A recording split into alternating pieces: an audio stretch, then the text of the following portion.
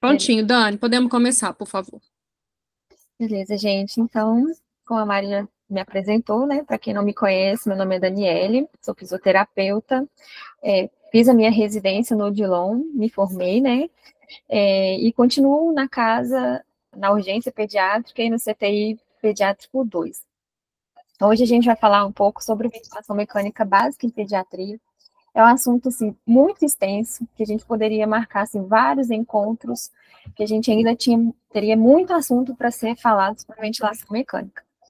Então, hoje eu vou falar sobre os conceitos básicos, algumas coisas que a gente ainda confunde na hora de falar um pouco sobre ventilação mecânica, até a monitorização. Vai ficar faltando um pouco, eu peço desculpa, gente, meus cachorros eles fazem muito barulho. Vai ficar faltando um pouco sobre a sincronia, sobre algumas coisas bem específicas, mas depois depois eu posso falar com a Mari se a gente faz um outro encontro ou não, voltado para ventilação mecânica. Vou voltar para o slide aqui. Bom, então a ventilação mecânica, ela substitui a função ventilatória dos pulmões e tem como objetivo dar suporte no tratamento de pacientes acometidos com insuficiência respiratória aguda ou crônica agudizada, substituindo total ou parcialmente a ventilação espontânea. A ventilação, né, o suporte ventilatório, ele reduz o trabalho dos músculos respiratórios, diminuindo o desconforto respiratório do paciente. Ele consegue melhorar as trocas gasosas, reverter hipoxemia e hipercapnia, evita e reverte atelectasias e evita a progressão de lesões pulmonares. Dentro de alguns conceitos que a gente usa de forma assim, convencional, tem o termo ventilação mecânica não invasiva. Ventilação mecânica não invasiva nada mais é do que quando a gente oferece para o paciente um suporte ventilatório sem prótese artificial. Ou seja, então a gente vai colocar uma interface nasal, uma interface oronasal, uma interface facial, ou então as prongas, né? Hoje, normalmente, lá no Odilon, a gente usa muito mais prongas do que máscaras ou uma interface que pega a face toda, mas é muito mais pelo material que a gente tem disponível hoje. Mas então, a ventilação não invasiva é a forma como eu estou administrando o suporte ventilatório sem uma prótese artificial. E a ventilação mecânica invasiva é quando a gente tem essa prótese, né, que seria então o tubo ou então a traqueostomia. Outros conceitos que a gente, às vezes, confunde um pouco na hora de definir algumas coisas, né, no nosso dia a dia, é sobre modos e modalidades. Um modo diz mais sobre como o paciente, como está o nível de consciência do paciente, do que quanto os parâmetros ventilatórios que a gente está programando para ele. Então, quando o paciente está totalmente sedado, às vezes escurarizado, né, com um bloqueador muscular, ele está no modo controlado. O respirador faz tudo por ele. Não tem nenhuma ação do paciente naquele momento. E no modo assisto controlado é quando eu tenho uma ação. O paciente tem esforço respiratório, ele tem o drive, mas o respirador consegue perceber esse esforço respiratório do paciente e ele manda todos os parâmetros que a gente já tinha pré-estabelecido. E o modo espontâneo é quando o paciente consegue disparar e ciclar a ventilação sem que o respirador mantenha um ritmo respiratório para ele. E modalidades são a combinação de tudo isso. O disparo, o limite, a ciclagem, são, né, as modalidades PCV, VCV, a definição de como vai ser feito o suporte ventilatório para o paciente. Então, tem CPAP, VNI, VNI não, no caso, ventilação por 2 níveis de pressão, NPAP, e aí vai. Né? Então, tudo isso, sim, que já não usa mais, isso seria, então, as modalidades. Falando um pouquinho sobre o ciclo respiratório, para a gente depois conseguir falar sobre todos os parâmetros que a gente consegue programar para dar o suporte ventilatório para o paciente, é bom entender um pouquinho sobre o ciclo respiratório da forma controlada. Quando inicia-se um ciclo respiratório, a gente tem um nome se dá disparo. É quando inicia a inspiração. Depois disso, ocorre, então, aí no número 1, a fase de inspiração.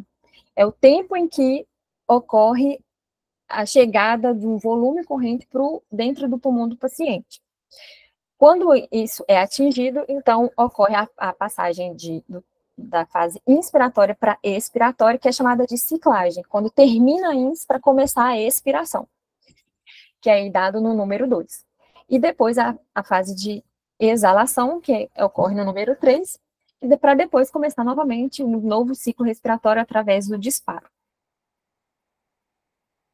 Aí, nesses gráficos, eu vou explicar para vocês de forma separada. Nessa primeira parte, aqui, é do ciclo respiratório espontâneo, quando o paciente consegue disparar um novo ciclo respiratório. É para vocês observarem aqui na última coluna, na primeira de baixo para cima, que na coluna de pressão, tem-se a negativação da pressão quando é espontâneo.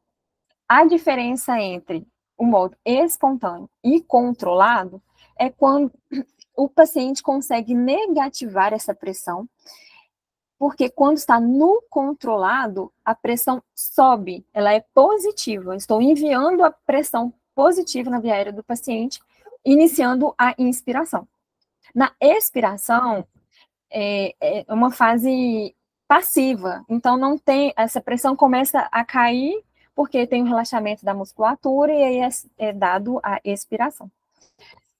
No modo controlar, assim, quando negativa essa pressão, né, tem a ação muscular, então negativa a pressão alveolar, a pressão pleural, é nivelado a pressão entre os alvéolos e a pressão atmosférica. A partir deste momento, por diferença de pressão, o ar entra nas veias aéreas e aí tem a inspiração. Quando atinge uma pressão específica, que seria um pouquinho mais complexo de se falar sobre a fisiologia da respiração, mas quando atinge uma pressão específica, nivelando a pressão, e aí tem o relaxamento da musculatura inspiratória que provocou a inspiração, inicia a expiração de forma passiva. Quando a gente está no modo controlado, não tem a negativação da pressão, porque não tem ação do paciente na forma controlada. Agora, na segunda imagem aqui, na coluna do meio, eu estou passando o mouse aqui, a gente vai ver, ainda na coluna da pressão, que é a primeira de baixo para cima, que tem a negativação da pressão. E aí depois a pressão sobe no momento em que tem aumento do volume pulmonar, a pressão está subindo. Por quê? Aqui é o momento que tem o modo assisto controlado. O paciente conseguiu negativar a pressão, o respirador conseguiu entender que o paciente quis um novo ciclo respiratório, e aí ele manda a pressão positiva que a gente tinha programado. Nessa primeira coluna, não tem essa negativação da pressão, porque é quando o paciente está no modo controlado. Das vezes que o paciente está sedado, está curarizado, ele não tem nenhum esforço respiratório, não tem ali negativação da pressão, se a sensibilidade fosse a pressão, então aí tem um ciclo respiratório controlado. E na última coluna aqui, seria no modo espontâneo, quando o paciente consegue disparar e aí recebe a pressão que a gente programou de forma, após ele conseguir disparar o respirador. Ali, ele conseguiu disparar sozinho e recebeu o que a gente tinha programado.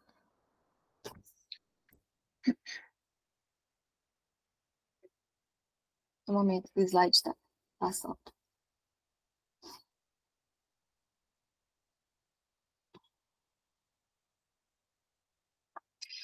Bom, então, das modalidades que nós temos quando a gente vai administrar o suporte da forma não invasiva. Porque as modalidades que a gente mais, no caso, é a pressão contínua nas vias aéreas, quando a gente tem apenas um nível de pressão tanto na INS quanto na ES, e a indicação dela seriam patologias hipoxêmicas. A ação, né, no caso da PEP, dá uma pressão no final da expiração, deixando os alvéolos mais abertos, melhorando, então, as trocas gasosas do paciente. Nesse caso, o paciente precisa ter um drive, precisa ter frequência respiratória própria, ele não vai receber ciclos assistos controlados, porque, no caso, ele precisa estar alerta, ele que vai ter todo o ciclo respiratório. No caso, aqui a gente só manda uma ajuda, um auxílio, que seria a pressão contínua na INS e na IS. A ventilação com 2 níveis de pressão, que muita gente, às vezes, né, convencionalmente, a gente chama, o paciente está em VNI ou ele está em CPAP. No caso o que a gente chama de VNI, é a ventilação com 2 níveis de pressão. É que na inspiração, ele recebe uma pressão maior do que na ex, e a gente tem também tudo programado, os parâmetros que a gente vai fixar para o paciente, tem frequência respiratória para que, se o paciente, no caso, não ter um ciclo, uma frequência respiratória satisfatória, o respirador manda um ciclo auxiliando nessa respiração. Então, na ventilação com 2 níveis de pressão, além da pressão inspiratória e a PEP, a pressão expiratória, ainda vai ter tempo INS programado, vai ter frequência respiratória e o WISE time, que eu vou falar um pouquinho depois, mais para frente, quando a gente falar de outras coisas.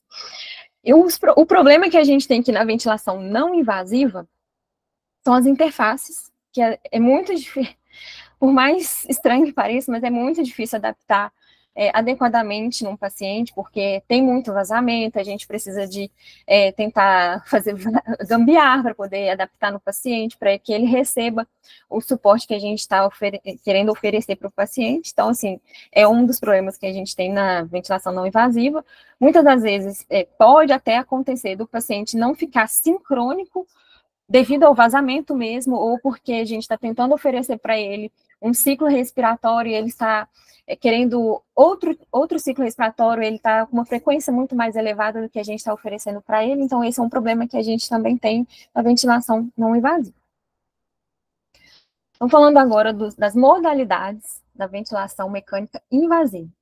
Então, voltando, né, naquele conceito de controlado ou assisto controlado, tanto nas ventilações com pressão controlada, volume controlado e TCPL, a gente pode ofertar no modo controlado, quando o paciente está totalmente sedado, e no modo assisto controlado, quando o paciente está auxiliando, está recebendo a ajuda do ventilador, mas ele tem drive respiratório, ele faz o disparo. Então, a gente vai falar sobre a modalidade da ventilação controlada à pressão. Nesse monitor, é o respirador, né, que no hospital a gente mais utiliza hoje em dia. Na coluna de baixo, a foto não está muito boa, mas eu acho que vai dar para vocês entenderem bem, assim. Na parte de baixo, a gente fixa os parâmetros que a gente quer ofertar para o paciente. E na coluna de cima, a gente tem o que o paciente está ofertando para o respirador, para a gente entender como que está a mecânica respiratória desse paciente. Então, na modalidade PCV, a gente fixa, então, a pressão inspiratória, que ela parte a partir da PEP, então a gente soma a pressão inspiratória e a PEP. Então, a pressão de pico, que é a pressão total que a gente está oferecendo para o paciente, vai ser somada entre a pressão inspiratória e a PEP, tanto que aqui, né, no gráfico de pressão, a pressão inspiratória não sai de 0, ela está saindo a partir de 8, que é a PEP que esse paciente estava recebendo. A gente programa, então, programando a pressão INS, ela está diretamente relacionada a volume corrente. O volume corrente, ele não é fixo. Então, depende da mecânica respiratória do paciente e da pressão que a gente está ofertando.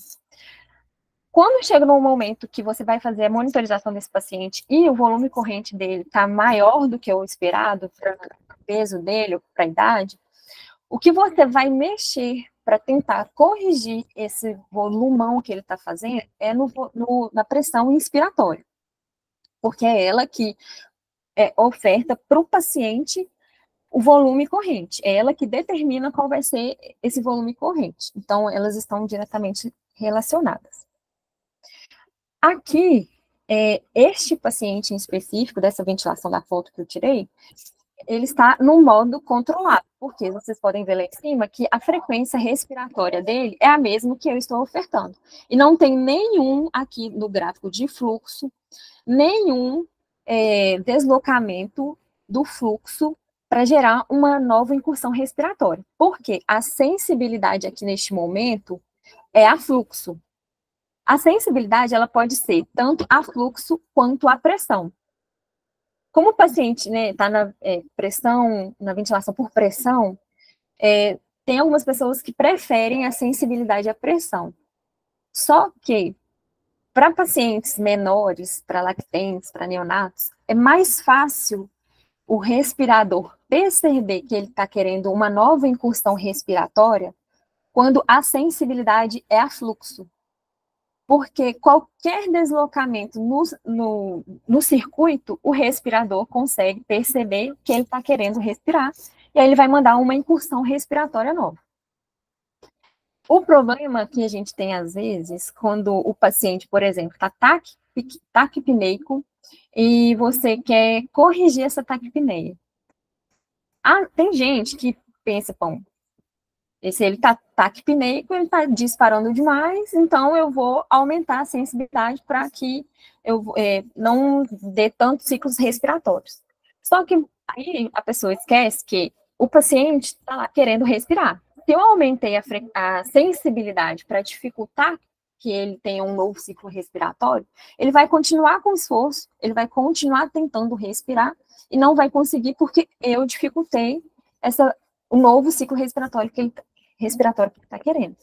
Então, nesse momento, cabe a gente avaliar se aumentar a sedação, otimizar essa sedação, para que ele fique mais sincrônico com a ventilação, com os parâmetros que a gente programou para ele, evitando, assim, algum desequilíbrio, talvez ácido básico que venha aí com uma alteração de pH e tudo mais. A gente também, então, consegue programar a frequência respiratória, que está diretamente ligada ao tempo inspiratório e à relação ins-is. Quando a gente programa a frequência respiratória e o tempo ins, a gente tem que lembrar que eles estão diretamente interligados. Quando a gente vai corrigir, por exemplo, uma gasometria e aumenta a frequência respiratória, a gente tem que lembrar do tempo ins e da relação ins-is. Porque quando eu aumento a frequência respiratória mantendo o tempo ins, a relação ins-es vai ficar menor. Então, se está aí, nesse caso, a relação ins-es está de 1 para 2,3, se eu aumento, ela tende a cair.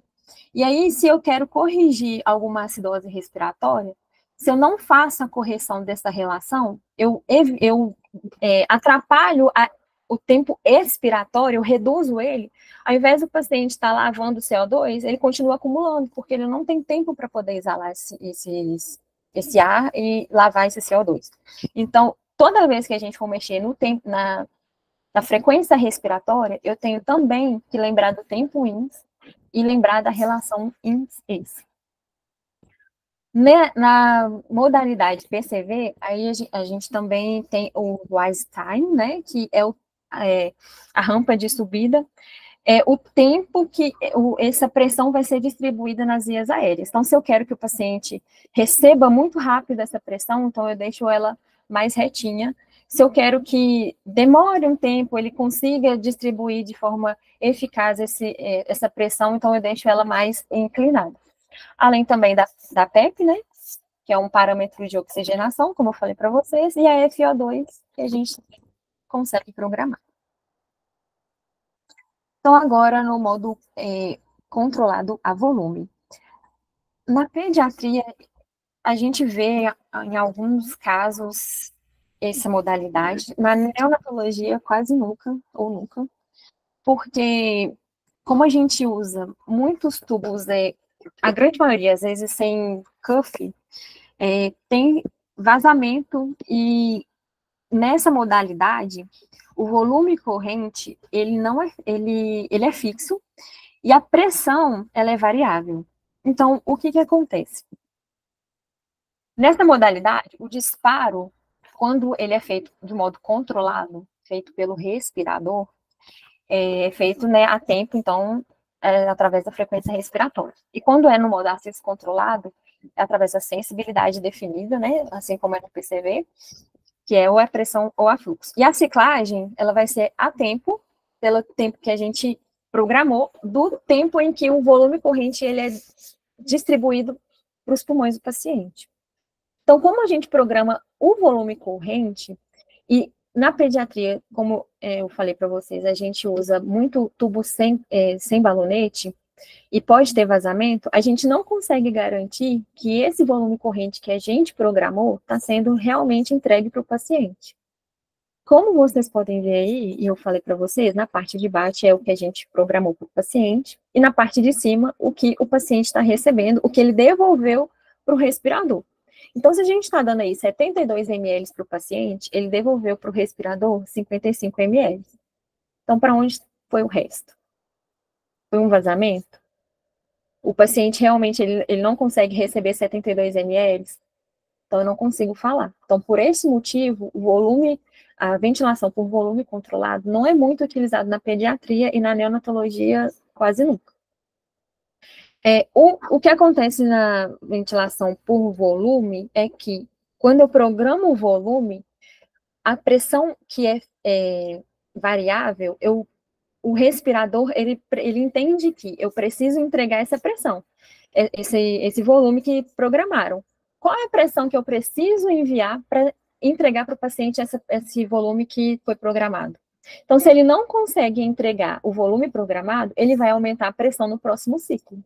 Por isso que, aqui no gráfico, a pressão é muito variável, as curvas são muito diferentes uma das outras.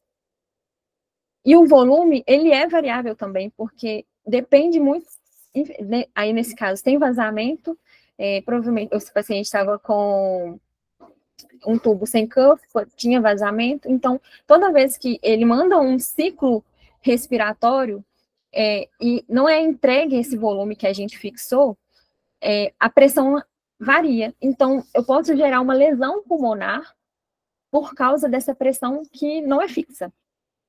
Então, esse é um dos motivos que a ventilação por volume controlado a gente não utiliza tanto. E aqui, a ventilação por limitada, a pressão limitada por tempo ciclado a tempo, o TCPL. Esse modo, ele é muito parecido com o PCV. A gente tem uma pressão fixa, inspiratória, a gente tem a PEP, a gente tem tempo inspiratório e frequência respiratória nos momentos que vão ser controlados. E tem a sensibilidade para que tenha a oportunidade do paciente conseguir disparar e fazer um modo assisto controlado. No modo TCPL, o disparo, então, é a tempo, como se diz o nome dessa ventilação, e eu tenho uma pressão limitada. Diferente do VCV, aqui eu limito a pressão. Então, ele não vai ultrapassar a pressão que eu programei. Então, se ele não atinge o volume esperado daquele paciente, para o paciente, ele não ultrapassa a pressão, porque aqui é a pressão limitada. Tem a variação da pressão, mas ela não passa da pressão que eu coloquei. E nessa modalidade não se somam as pressões, diferente da ventilação por pressão, que tem a pressão INS sai a partir da PEP. Aqui não, a pressão INS é separada, sai de zero, e a pressão não sai a partir da PEP. No caso desta foto aqui, ela foi tirada a partir de uma VNI, porque nessa modalidade a gente consegue ofertar para o paciente, não precisa ser, ele está entubado. Tanto que, às vezes, a gente pode ofertar no modo VNI, né, convencionalmente falando, mas de 2 níveis de pressão, porque a pressão INS não se soma com a PEP. Mas a gente não usa tanto, porque aqui dá para ver que tem muito vazamento. Então, se a pronga não está adequada para o paciente, o respirador ele não consegue entender que o paciente que não está recebendo a ventilação que está querendo ser enviada para ele, então altera tudo. Por isso que os gráficos aqui na foto que está sendo apresentada não está muito adequado. Tanto é que a pressão de pico é 5, sendo que a gente está mandando uma pressão de 10 na inspiração. Então, aqui na pressão de suporte, e aqui é no modo espontâneo. Nessa modalidade, pressão de suporte, a gente oferta para o paciente, a gente programa para ele aqui apenas a pressão inspiratória, a PEP, a sensibilidade, né, para o respirador entender que o paciente está respirando, mas por que sensibilidade, sendo que aqui não tem frequência respiratória? Porque o respirador precisa entender que o paciente está respirando sozinho, porque se ele não tem um ciclo respiratório dentro de um tempo, a gente tem que lembrar de colocar a ventilação de respaldo para que o respirador entre com outra ventilação, muitas das vezes um PCV que a gente pode colocar, percebendo que o paciente não está entrando. Vamos supor que ele fez uma apneia, não assumiu um padrão respiratório satisfatório para poder continuar nessa modalidade, aí o respirador entra com o PCV. Mas o PSV, então, é para quando o paciente tem drive, ele tem um bom padrão respiratório. Muitas das vezes, quando ele já está no processo de desmame, já está programando, progredindo para a extubação. Então, a gente, muitas das vezes, coloca em PSV para poder progredir com essa extubação. Então, aqui, a pressão, nesse caso, se soma com a PEP, porque a pressão sai a partir da PEP, e tem a porcentagem de corte da pressão de suporte que a gente está dando para o paciente. O que é isso? Para evitar auto-PEP nessa modalidade, quando o paciente está recebendo essa pressão, quando atinge aí nesse caso está 25% da pressão. Quando atinge 25% do pico da pressão, o fluxo começa a cair. Para quê? Quando chegar já na fase expiratória, como aqui é um ciclo espontâneo, para quando o paciente já entrar em outro ciclo respiratório, o fluxo já tenha caído e ele não faça aprisionamento aéreo. Então, para isso que a gente coloca a corte da pressão de suporte e da porcentagem. Tem o rise time também e FO2. Então, falando um pouquinho sobre a mecânica respiratória. Eu coloquei esse gráfico, o looping da foto do monitor, que é o volume corrente por pressão, e é o que a gente precisa também lembrar de monitorizar quando a gente vai avaliar a ventilação que o paciente está recebendo e está devolvendo para o respirador. Nesse looping, a gente consegue avaliar a complacência do paciente, que a complacência é a facilidade em expandir os pulmões. Quanto o pulmão consegue expandir, qual é a facilidade que ele consegue fazer isso. Quando a complacência está ruim, é um pulmão duro, então ele precisa de mais pressão para expandir esse pulmão, a complacência está reduzida, e aí esse looping aqui, esse gráficozinho aqui, ele tende a ficar mais deitado, porque ele precisa de uma pressão maior para atingir um volume corrente satisfatório, o que a gente programou para ele, o que ele deveria estar fazendo. A elastância é a propriedade dos pulmões em retornar ao seu estado morfológico de repouso, ou seja, depois da inspiração, quando já está na fase, que é passiva, que o pulmão começa a relaxar, isso é a elastância. A resistência é a força contrária ao fluxo de ar que está entrando dentro das vias aéreas. Bom, ainda dentro da avaliação, da monitorização da mecânica respiratória, tem esse gráfico aqui. E ele é dado, a gente consegue esse dado aqui quando a gente coloca o paciente curarizado, sedado, e a gente coloca ele no modo VCV.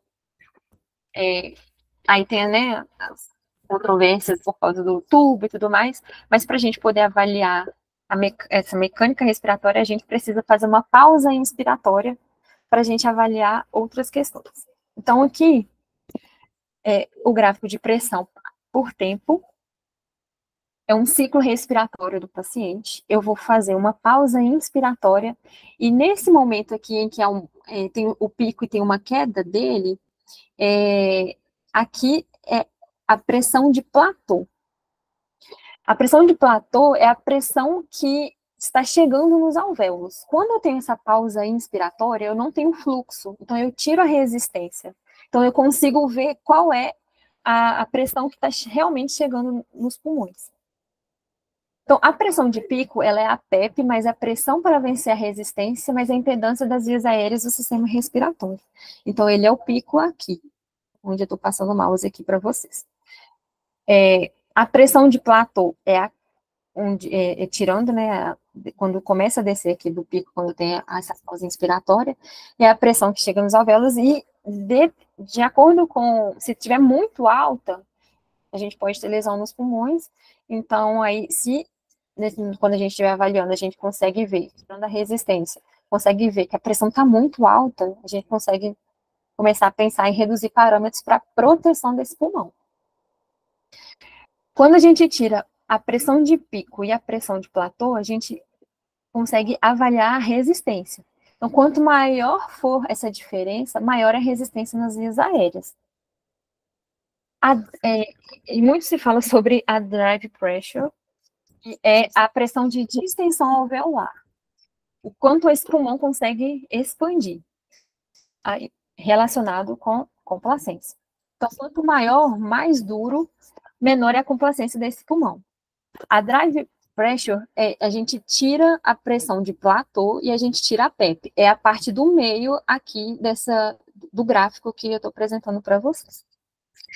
E quando a gente tira a pressão de platô e a PEP, avaliando na drive pressure, quanto mais alta ela for, mais do que 15, na literatura tem esse valor, a resistência está muito alta, então a complacência desse pulmão está em pior.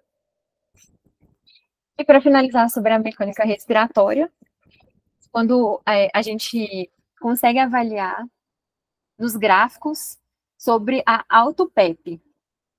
Quando no gráfico de fluxo por tempo, a gente consegue ver na parte expiratória, aqui na parte amarelinha, que a inspiração começa antes que a expiração termine. Então, isso significa que o ar está sendo aprisionado, ou o tempo está muito curto e não está conseguindo exalar todo o ar, ou alguma coisa está acontecendo que está tendo aprisionamento aéreo. O paciente está entrando na ventilação, ele inspirou antes de terminar a expiração, e aí tem que ser avaliado à beira-leito para ver o que é que está acontecendo, porque a auto-PEP atrapalha na mecânica respiratória, inclusive pode gerar alteração no equilíbrio ácido básico.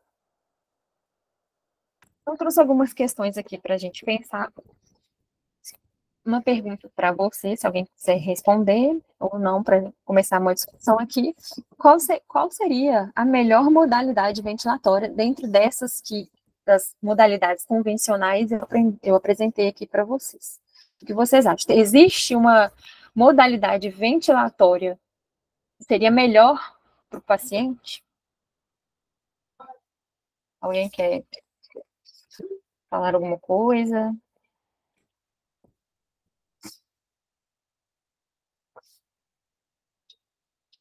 Né, colocar no chat.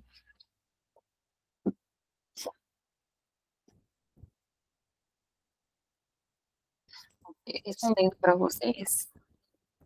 Então, existe uma melhor modalidade ventilatória. Existe a modalidade ventilatória em que o paciente está mais sincrônico. E a melhor modalidade ventilatória vai ser aquela também em que eu sei ventilar. Que não adianta nada eu querer usar um NAVA que tem sensor que capta a atividade elétrica do diafragma, sendo que eu não sei utilizar. Então, se eu domino uma modalidade ventilatória, então essa vai ser a melhor modalidade para ventilar aquele paciente naquele momento. Quais são os parâmetros iniciais? Sedou o paciente, ele foi entubado, qual vai ser os parâmetros iniciais? Não existe receita de bolo. Então, assim, não tem, pressão inicial, a pressão INS vai ser 12, a PEP vai ser 7. Não existe. O que a gente faz a partir do momento que o paciente foi entubado, fixamos o tubo, posicionamos ele, está tudo certo, sem nenhuma intercorrência, como a gente vai conectar ele nessa ventilação? O que a gente vai fazer? Começa com uma ventilação baixa, pensando em proteção desse pulmão. Ele não fez um volume corrente adequado, a gente aumenta essa pressão. De olho nos dados do paciente, ele não teve intercorrência, não estabilizou. Então, esse vai ser o nosso parâmetro inicial. Logo depois disso, a gente, sempre avalia a gasometria para ver se ele está sendo bem ventilado, se ele não está fazendo uma hipoventilação, se ele não está largando CO2 demais. Então, sempre avaliando o paciente dia após dia. Quando a gente começa o desmame, a gente vai começar o desmame a partir do momento que ele foi entubado, ou a partir do momento que a gente colocou ele no CPAP, na ventilação não invasiva.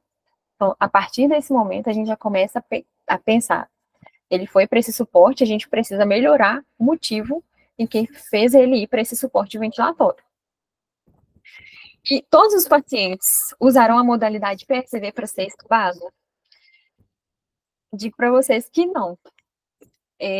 Tem na literatura que pacientes neonatos e lactentes jovens, eles tendem a ter mais trabalho respiratório, da musculatura respiratória, quando são colocados no modo PSV, porque eles precisam fazer mais esforço para poder apresentar um ciclo respiratório satisfatório, e nisso eles podem, inclusive, piorar e retardar o processo de extubação, porque eles precisam, eles têm uma musculatura imatura, ainda tem fraqueza muscular, em comparação de pacientes mais velhos. Então, muitas das vezes a gente vai extubar o paciente pequeno, o RN, o lactente jovem, ainda no modo assisto controlado. Então, ele pode estar em PCV e ser extubado.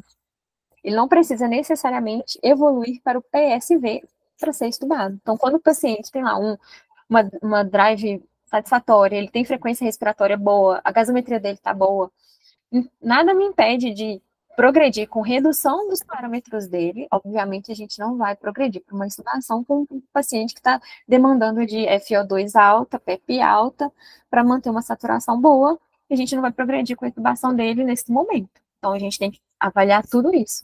Os parâmetros dele, a gente já consegue reduzir para manter um volume corrente adequado. A PEP dele já está mais baixa, mantendo uma saturação adequada. Se tiver 21%, melhor ainda. Então, tudo isso, hoje, a literatura mostra para a gente que pacientes pequenos e neonatos não precisam passar pelo PSV para poder ser estudado. Claro que pacientes maiores, a gente faz testes de respiração espontânea para poder avaliar se o paciente está pronto ou não para ser estudado. Então, gente, o que eu tinha para falar para vocês hoje é isso. O assunto ventilação mecânica é muito extenso, e quanto mais a gente estuda, mais dúvidas aparecem, mais a gente quer estudar para entender melhor os gráficos, os loopings, a mecânica respiratória, a pressão média nas vias aéreas, pressão de pico, tudo que leva a gente a caminhar para melhora desse paciente, tudo que está relacionado à ventilação mecânica. Então, assim, quanto mais a gente estuda, mais a gente quer saber e mais dúvidas aparecem na nossa cabeça, porque lá na hora a gente precisa, manter o paciente sincrônico, bem ventilado, para manter os exames adequados para a gente seguir para a extubação dele e para sair desse suporte ventilatório. É isso, gente. Muito obrigada pela atenção de vocês. Dani, maravilhoso. Difícil demais, a gente discute todo dia, né? Não tem um dia que a gente não está discutindo ventilação mecânica lá no CTI, ou mesmo lá no PA. O que a gente vai fazer? O que a gente muda aqui? Como é que a gente deixa esse paciente mais sincrônico? Muito boa sua aula, percorreu tudo que a gente precisava, curvas que a gente adora, né? A gente sempre consegue dar bem nas aulas, Dani, porque ela late, então tem que segurá-la aqui, tá? Eu vou abrir para as perguntas, tem algumas aqui no chat. Se a Raquel está com a mão levantada, Raquel, você quer começar? Quero, Daniele, primeiro, parabéns pela aula. Eu cheguei um pouco atrasada, mas pela parte que eu peguei ficou, assim, muito claro. E eu queria te perguntar, assim, se você tem uma sugestão de local de estudo mesmo desses temas que você trouxe, né? Um vasto mundo de ventilação mecânica realmente. Se você tem alguma sugestão de material que a gente possa aprofundar melhor.